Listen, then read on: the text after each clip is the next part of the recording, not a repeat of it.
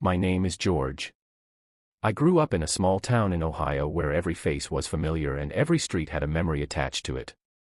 I learned early that loyalty mattered more than loud promises and that keeping your word was the quiet backbone of a life worth living. I believed the same would be true for my marriage. I believed in Emily with the kind of stubborn faith that made me blind to small things that later turned out to be enormous. We met in college in a lecture hall that smelled of old books and cheap coffee. She laughed at the same jokes as me, and then she laughed at my failures, and in that laughter I found a home. We married young with the kind of hope only the naive carry. We bought a modest house outside Chicago and filled it with small celebrations, birthday candles, and late-night conversations. I worked 2 jobs for years so she could finish school and then work in a field she loved. There were years of compromise, long dinners over bills, and quiet nights where we watched the same old movies and pretended we did not know all the familiar beats of the plot anymore. There were tiny things I ignored because love could rationalize anything. A text she would hide when my back was turned. A lipstick stain she would blame on a long work dinner. A laugh I asked about and was told was with a coworker with a name I never cared to remember. Each of those moments on their own felt like small fissures in a big tree that would never fall. I told myself trust is choosing to believe when evidence offers doubt. I told myself that love was stronger than suspicion and that I had already proven my devotion by the way I lived my life for us. The day Maria called, I was at a client meeting and thinking about a spreadsheet. The world can change in minutes, and the life you think you know can change with the tone of a voice on the other end of a phone. Maria was new to the neighborhood and she had a way of cleaning that felt almost gentle, like she moved the air when she worked. She called me and her voice sounded small and frightened. She asked if anyone was supposed to be in the house. When she said she heard footsteps upstairs, my chest felt like a fist. I told her to leave and to call the police, and I drove home so fast I nearly missed the exit, and that speed was a prayer and a punishment. When I arrived, there were flashing lights and the kind of faces police wear when they are trying to be calm and be kind at the same time. Maria was weeping and clutched the mop like a talisman. The door upstairs creaked and there was the man trying to climb out of the window, and there was Emily standing like a statue with a face that had suddenly aged years in an instant. I remember every part of that room like a photograph burned into a memory I can never unsee. There was a smell of cologne and the tang of perfume and the ridiculous normality of a half-emptied glass on the nightstand. Adam was his name, they told me later, a man with no history and a confidence that announced his disregard for consequences. Emily could not stop saying it was a mistake and that she was lonely and that it meant nothing, and her voice was the sound of a rope slipping from around my heart. I did not shout or throw anything in that house. Violence was not in me, and violence would not have fixed anything. I left in silence and sat in my car like a man who had been given a book he never wanted to read but could not put down. I remembered the cheap coffee of our college days and the way she once kissed me when I did not deserve it, and I realized that memory had trained me to forgive long before I had reason to forgive. Night after night I replayed the images like a film with no credits at the end. I walked the rooms with a careful slowness and removed everything that tied me to a time I had mistaken for forever. I packed photographs with our faces smiling in the sun, and I put them in boxes and stacked them in the garage like a moat between who I had been and who I would try to become. I did not do it with fury, I did it with a purpose that felt surgical. I needed the illusion of togetherness to end before I could begin to build anything else. At work I became efficient and distant. I stopped answering texts that were not about invoices or schedules. I stopped evenings that had been once filled with small talk and replaced them with hours at the shop fixing engines and learning a new kind of quiet. I began to collect pieces of proof like a man gathering stones to build a path out of a minefield. Messages between Emily and Adam began to appear in a pattern of intimacy and planning, and the receipts for hotels showed dates that matched the gaps in her stories. It felt like cataloging ghosts, and with each piece of evidence my anger was replaced by a clear-eyed determination that had a strange calm to it. I did not want revenge that would ruin lives in a way that mirrored what had been done to me. I wanted a revenge that took the shape of truth. I wanted consequences that were exact and fair and that left room for me to keep my own soul intact. There is a power in procedure, in doing something with your hands, that takes the shape of resolution rather than of noise, and so I printed pages and scanned documents and backed them up in a way that felt methodical and very much like closing a book you had read too many times.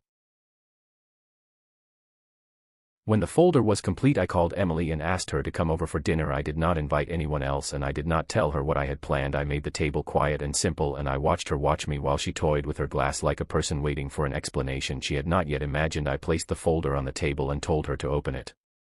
She hesitated and then her face emptied like a room with the lights turned off. I watched the slow arc of comprehension when a person sees their life in black and white and realizes every color was purposefully concealed. She said we could fix this, and for a brief moment something like sorrow flickered in her eyes and then guilt settled in like a heavy coat, and she asked me how I could do this, and I told her you did it for me, and then I left the room with the same calm of a person who has finished a job that will not undo the past but may keep him from being trapped by it any longer. The next morning the truth left the house, and it moved steadily like water finding a riverbed. It found her sister first, then her parents, then her boss, then the few people who still called to ask if everything was okay. I did not compose any telegram of accusations. I did not shout into a microphone or call her friends and fling curses. I sent files that contained dates and times and locations. I sent screenshots and receipts and a map of choices, and after that I stepped back and let the world react to the evidence rather than to any dramatic spectacle I had created. It was precise and quiet, and the cascade was faster than I expected. Her job placed her on administrative leave and then suspended her entirely. Her sister, who was the person she had told me she trusted most, sent me one message and then blocked my number, and in that absence of warmth the house became an echo chamber of what she had lost. The man vanished from the neighborhood and his apartment lease was signed over to someone else, the way people sign their names and move on when their names are not remembered anymore. Emily called me until her voice wore thin, and then she began to send messages that shifted from pleading to bitter recollections of a life she used to have, and finally to small attempts at apology that read like someone practicing words they had read in a book and that never reached the heart behind them. My method was not cruel, and it was not vindictive in the way stories on television make people cheer. My method let people she relied on draw their own conclusions, and in many cases those conclusions were harsher than anything I could have framed. When you return the truth to people, they are quick to judge because judgment is easier than nuance, and so what I felt was not joy but a heavy relief that what had hidden in the corners of our house had grown into daylight, and that I was no longer the keeper of a secret that had been stealing pieces of my life. The months that followed were strange and empty, like a house after the last person leaves and the furniture remains, and for a while the silence was suffocating. I sold the house a few months later and moved with nothing but a few boxes to a small town by a lake in Maine where the trees put off a smell that made me breathe differently. I started working on boats because I liked the honest labor and the idea of things fixed by hands rather than by promises. There was a rhythm in oil and metal that soothed the edges of my mind. The people at the yard were straightforward, and their days had a steady beginning and a quiet end, and in that rhythm I learned to slow down and to let the small tasks add up to something real. Sometimes I would find myself thinking of details that used to annoy me, like the way Emily would leave her shoes in the hallway or the way she folded sheets with an impatience that always made me smile when I pretended not to notice. I missed the familiarity of those irritations, but I did not miss the web of lies that lay under them. Missing and wanting are different things, and in absence I learned to see which of the two I truly felt. I was not proud of the way my mind had learned to catalog betrayals like a checklist, but I accepted that it was how I had moved through the days and how I kept myself from falling into the kind of pity that eats people alive from the inside. There were nights when sorrow crept in and found me like an old friend, sitting on the edge of the bed and speaking in the tone of a man who has counted his own faults until the list is too long to carry. I allowed those nights their full weight, and I let them pass because avoiding them would have been another kind of lying to myself. I wrote in a notebook at times, and the words became small honest maps of the day I wanted to survive rather than the day I wanted to change the past. I learned to cook simple dinners, and I took up small projects around the house, and each finished thing felt like a small promise kept to myself.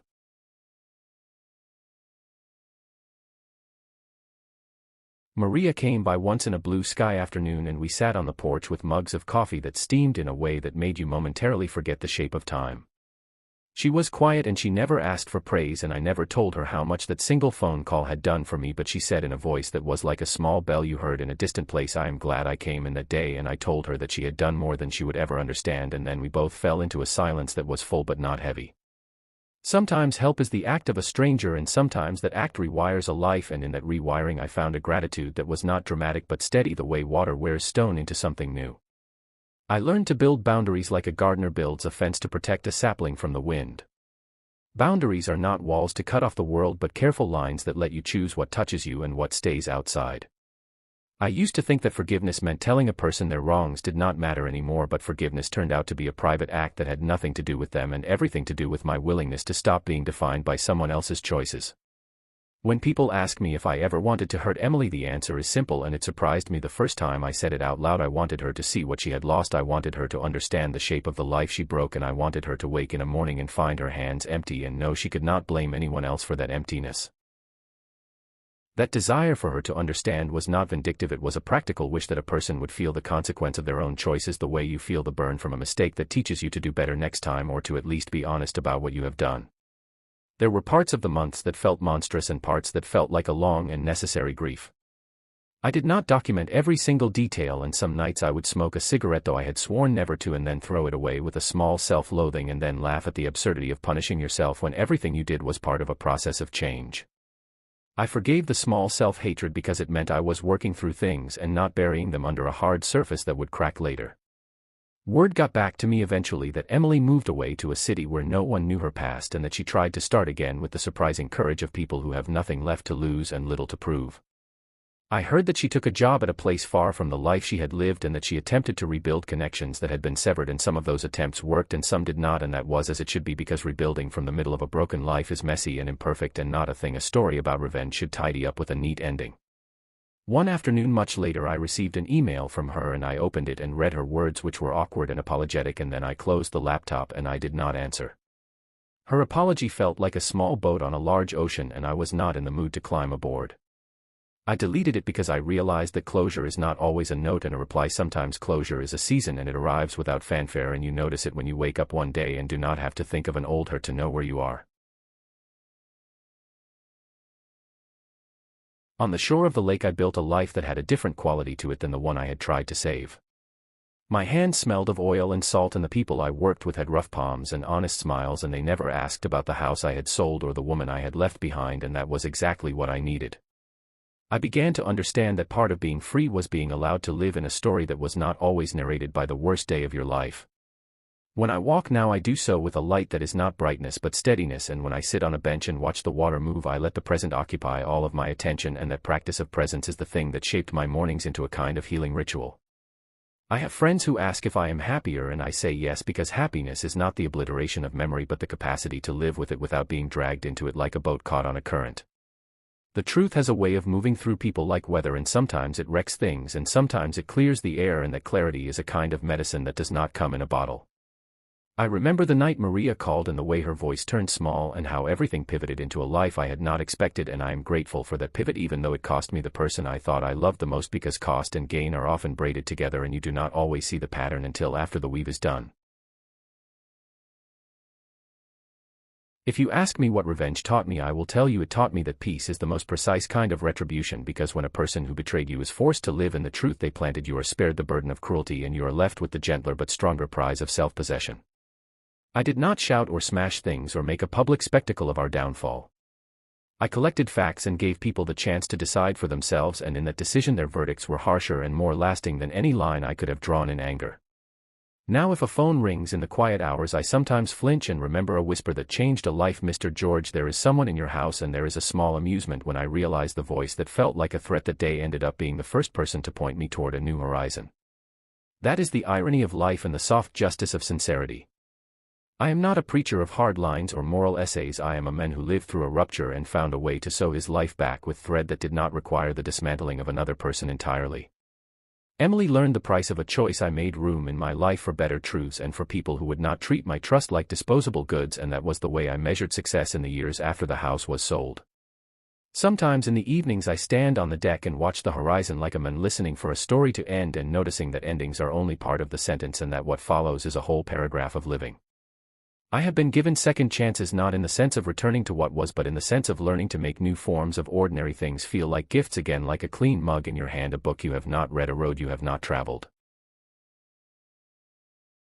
If there is one thing I would tell the man who sits in his car the night he discovers betrayal, it is this: do not rush to burn your past down in spectacle. Do not seek a vengeance that leaves you hollow inside. Instead, collect the truth and place it like a lantern in the path of those who need to see it, because light has a way of making things honest, and when things become honest you can finally choose what to carry forward and what to leave behind.